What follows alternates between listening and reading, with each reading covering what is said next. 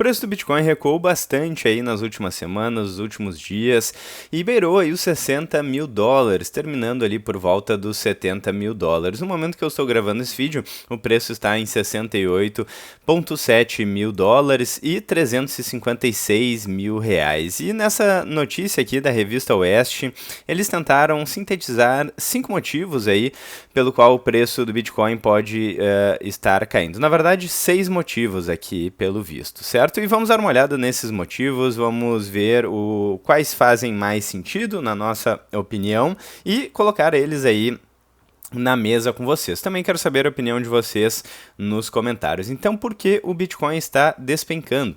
Entenda as 6 razões dessa queda, né? A notícia aí da revista Oeste. E vamos já direto para o primeiro motivo.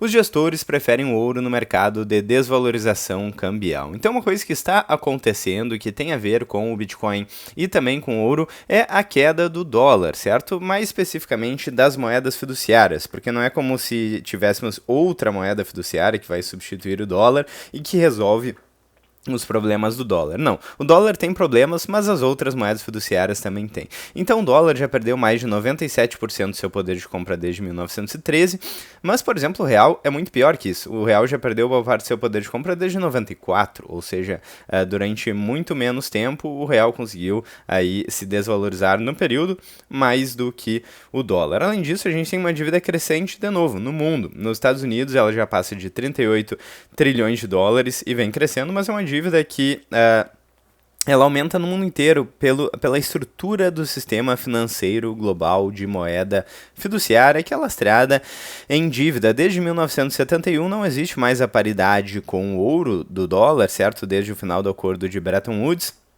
Então, políticos e burocratas podem expandir a base monetária, criar dívida sem limite. Temos países que estão, inclusive, numa situação pior que a dos Estados Unidos, como é o caso, por exemplo, do Japão, levando em consideração a relação dívida-PIB, né? Então, temos aí o declínio das moedas fiduciárias e o dólar, como é a moeda de reserva global, acaba recebendo todos os holofotes. Além disso, temos uma questão de política interna dos Estados Unidos de desvalorizar sua própria moeda para favorecer aí a balança comercial, ou seja, se o dólar está mais barato, é mais barato para outros países importar aí produtos dos Estados Unidos.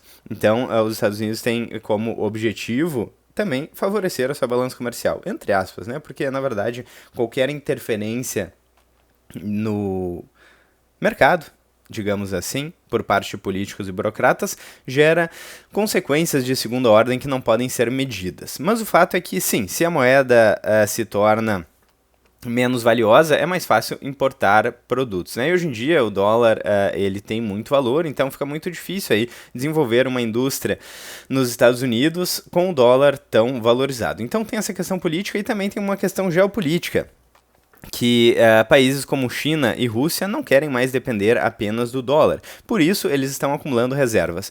E o que bancos centrais e grandes players do mercado sabem fazer? Eles não estão tão acostumados assim a comprar Bitcoin, mas eles estão acostumados a acumular ouro. E não à toa o ouro vem subindo bastante, aí já acumula mais de 74% de valorização em dólar nos últimos 12 meses. Então acho que esse seria aí de fato um bom motivo. O dólar tem vários problemas, mas o mercado financeiro tradicional conhece o ouro e ainda não conhece o Bitcoin. Do ponto de vista de escassez e de ser aí um ativo que não depende de políticos e burocratas, tanto o Bitcoin quanto o ouro, eles se encaixam aí nessa prateleira, certo? Mas o fato é que sim, grandes players e players antigos no mercado sabem comprar ouro, ainda não sabem fazer isso no Bitcoin, ainda não é tão claro. Claro, os caminhos estão sendo desenhados, a gente tem grandes players entrando no mercado, a gente sempre menciona o caso da BlackRock, que é a maior gestora de investimentos do mundo, que criou o IBIT, que foi o ETF que acumulou 70 bilhões de dólares com maior velocidade na história. Então, é o mercado financeiro tradicional entrando no Bitcoin. A gente também tem dentre os 10 principais detentores de Bitcoin governos dos Estados Unidos e da China. Então, não é como esses players não estivessem entrando já no Bitcoin, mas eles têm aí o caminho mais azeitado, né? Eles estão mais acostumados a entrar aí no ouro do que no Bitcoin. Isso aí é inegável, pelo menos por enquanto. Temos também o Clarity Act, que foi bloqueado nos Estados Unidos.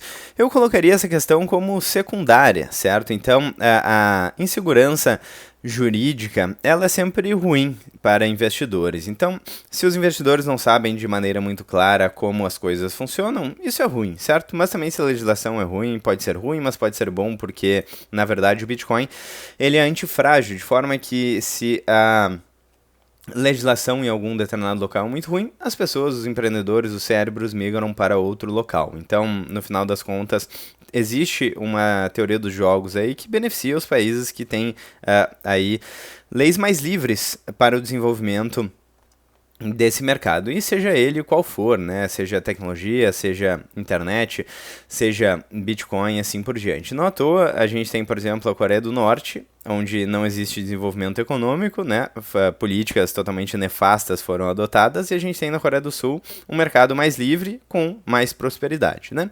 Então, enfim, a gente teve aí essa lei que aparentemente foi bloqueada, não acho que isso seja tão relevante, mas de fato cria um certo impasse legislativo aí no Bitcoin.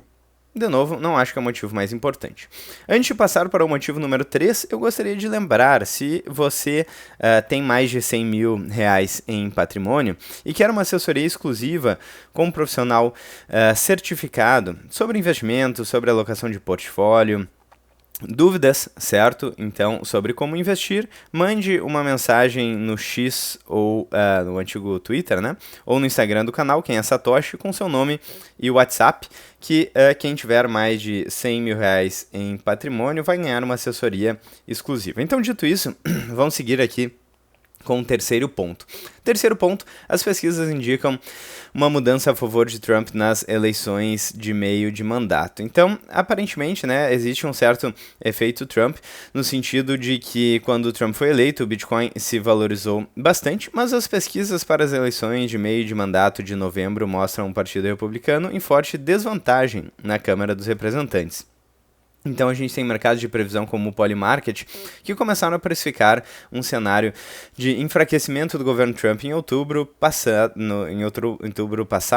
quando o preço do Bitcoin recuou com 80% de probabilidade de perda de controle na Câmara. Foi exatamente quando o preço do Bitcoin começou a cair. Pode ser, sim, não sei se é o principal cenário. Aqui uma questão importante, né? Mudança de base, na base dos investidores. Isso é uma coisa que eu acho que faz bastante sentido. É que, novamente, né, o disclaimer clássico do canal é que isso não é uma dica de investimentos, então não temos bola de cristal, mas eu particularmente acredito que isso aqui faz bastante sentido. Então, basicamente, durante muito tempo, na rede do Bitcoin, não existia liquidez suficiente para que grandes baleias conseguissem sair do mercado com milhões, com bilhões de dólares. E hoje em dia, nós temos uma demanda institucional muito mais forte e um mercado mais consolidado. Então existem baleias que estão, talvez, diversificando a sua custódia. Hoje em dia temos instrumentos financeiros que viabilizam terceirizar a custódia, ETFs e outros produtos financeiros. Então depende se você tem Bitcoin em autocustódia, comprou há muitos anos e tem aí diversos milhões de dólares no ativo, de repente você quer diversificar a custódia e comprar ativos financeiros tradicionais, por exemplo, né? Ou de repente você quer consolidar parte do seu lucro, você quer pagar a escola do seu filho, você quer trocar de carro, comprar um apartamento, uma casa. Então, realizar um pouco desse lucro e comprar ativos reais é uma possibilidade. Hoje em dia, nós temos bastante liquidez e nós temos também instrumentos que viabilizam isso, né? Vamos dar uma olhada aqui nessa frase, abre aspas. O Bitcoin passa por uma queda forte que tem mais relação com medo de saída de dinheiro do mercado do que com qualquer problema real na rede. A queda de 75 mil dólares para perto de 60 mil dólares foi rápida e intensa, puxada por vendas forçadas de investidores alavancados e por um movimento global de redução de risco. Explica a Oeste Fabrício Tota, vice-presidente de negócios cripto no mercado Bitcoin. As retiradas de mais de 430 milhões de dólares dos ETFs aceleraram o processo, pois além de afetarem o preço, sinalizaram que investidores institucionais estavam buscando menos risco no curto prazo. Então, uma certa consolidação e posições alavancadas sendo liquidadas. De fato, é uma questão de oferta e demanda, né? Mais gente vendendo do que comprando, de uma maneira bastante resumida. Bom, ponto número 5. Eu gosto muito dessa hipótese aqui, que é a questão dos ciclos de 4 anos. Bom, para quem acompanha o canal que já conhece o ciclo de 4 anos, o Bitcoin teve uma máxima em 2013, depois em 2017, 4 anos depois em 2021, 4 anos depois em 2025. Então, esses ciclos do Bitcoin de 4 anos continuam acontecendo, eles devem continuar acontecendo no futuro? Não sabemos, porque nada garante que os ciclos vão continuar, mas o fato é que sim, os ciclos estão se repetindo. E historicamente, depois desse período de bull market que tivemos em 2025, exatamente 4 anos depois do último bull market, temos um período de correção que historicamente vai de 70% a 80% de correção em dólar em torno de 12 meses. Então é isso que historicamente acontece. Pode acontecer uma certa profecia autorrealizável no sentido de que muitas pessoas aí esperam que o ciclo continue acontecendo e vendem aí antes que o ciclo aconteça. Aí o preço cai, o pessoal se desespera, muito medo no mercado e posições são liquidadas e mais pessoas vendem. Então, uma certa profecia autorrealizável do ciclo de 4 anos. Eu acho que isso aqui faz bastante sentido. Embora não existam mais tantos motivos do ponto de vista de oferta e demanda do Bitcoin para explicar o ciclo de 4 anos, o halving não é mais tão relevante assim do ponto de vista da oferta, mas é uma tese que faz sentido. De fato, os ciclos de 4 anos aparentemente não morreram, continuam vivos e continuam se repetindo, o que é bastante curioso. Inclusive, é uma surpresa até para mim. Eu não esperava que os ciclos fossem continuar se repetindo, mas beleza, né? O Bitcoin continua se comportando como um relógio suíço aí que repete seus ciclos. Beleza, né? A gente tem que observar aí e ver a realidade, o que de fato está acontecendo. E ponto número 6 aqui, o último ponto, antes de eu mencionar, se você ainda não deixou o like no vídeo, já deixa o like, clique no sininho, inscreva-se no canal, considere fazer parte da área de membros para apoiar financeiramente o canal e ter acesso a todo o conteúdo exclusivo da área de membros. Então, o efeito wash no Federal Reserve, Banco Central dos Estados Unidos, novo presidente aí do Banco Central. Então, o mais recente, abre aspas, o mais recente impulso pessimista vem da política monetária dos Estados Unidos. Na última sexta-feira, Donald Trump nomeou Kevin Warsh para suceder o Jeremy Powell como presidente do Fed. E o Warsh tem reputação de ser uma figura agressiva, mais focada no combate à inflação e na defesa do dólar, sendo percebido como menos inclinado a aceitar uma flexibilização monetária prolongada e mais focado na manutenção de taxas de juros reais positivas. Então, seguindo aqui, taxas de juros mais altas e um dólar forte são historicamente desfavoráveis ao Bitcoin, que não oferece rendimento e se beneficia principalmente da abundante liquidez. Mesmo o ressurgimento desse cenário contribuiu para acelerar as vendas em um mercado já fragilizado. Abre aspas aí. No geral, esse movimento do Bitcoin parece exagerado. A correção aconteceu por fluxo e sentimento, não porque o Bitcoin deixou de funcionar. Em momentos assim, o mercado costuma fugir de ativos mais especulativos e buscar opções mais sólidas e consolidadas, o que ajuda a explicar por que as altcoins caem mais e o Bitcoin segue como referência de qualidade dentro do mercado cripto e também investidores fogem do risco, né? Que é o que está acontecendo. O ouro, historicamente, é um ativo de proteção e vem se valorizando bastante. O Bitcoin ainda é considerado um ativo de risco, então ele entra aí na cesta de ativos de risco. E novamente, né, se existe menos possibilidade de queda de taxa de juros, isso pode impactar o preço do Bitcoin, conforme já falamos algumas vezes aqui no canal. Liquidez global tem uma relação bastante interessante com o preço do Bitcoin, como já menciona aqui a Lynn Alden nesse artigo.